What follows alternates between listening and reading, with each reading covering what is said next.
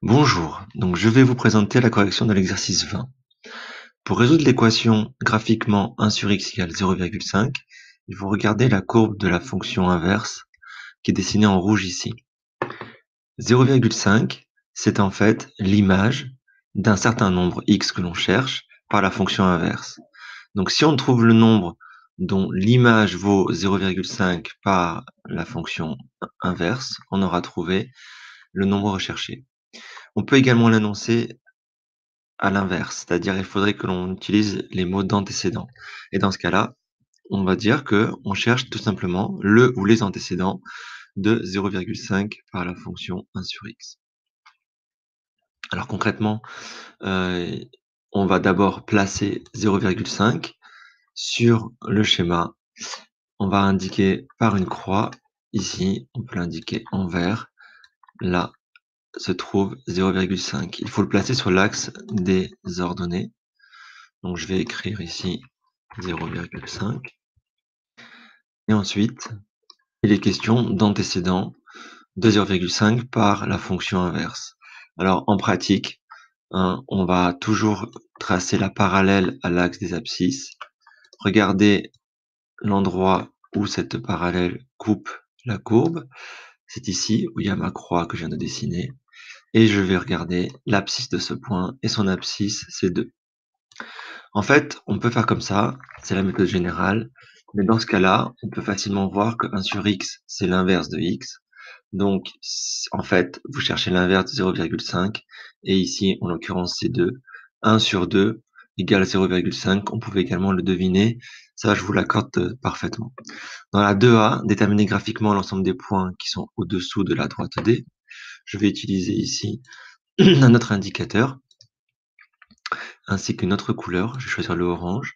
La partie de la courbe qui est concernée, c'est la partie, je vais le faire en orange.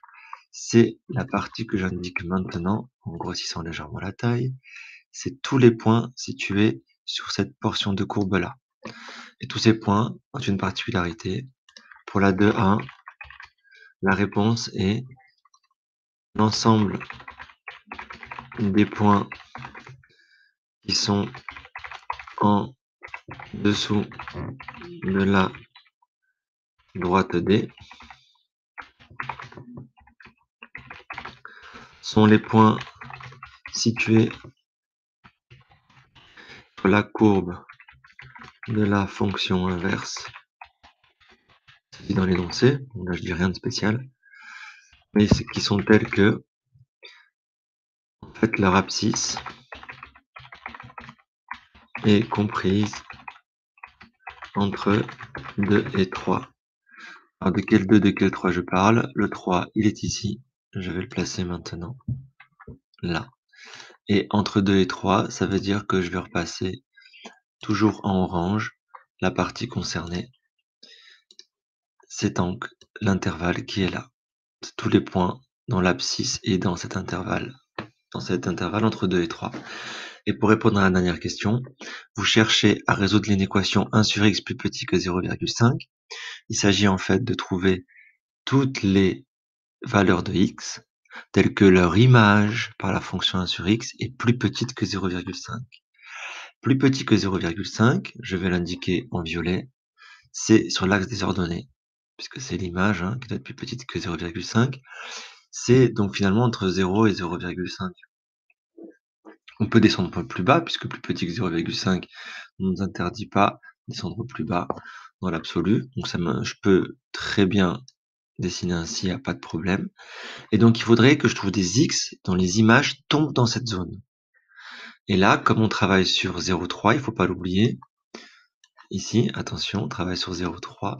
Donc ça veut dire que les solutions, ça va être tous les nombres qui sont entre 2 et 3. Leur image va tomber dans la zone violette.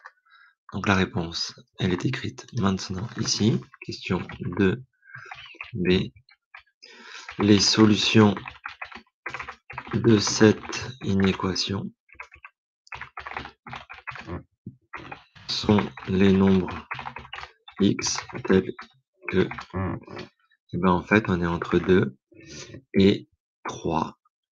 Alors, la question qui va se poser, c'est est-ce que 2 et 3 sont des solutions? Regardons.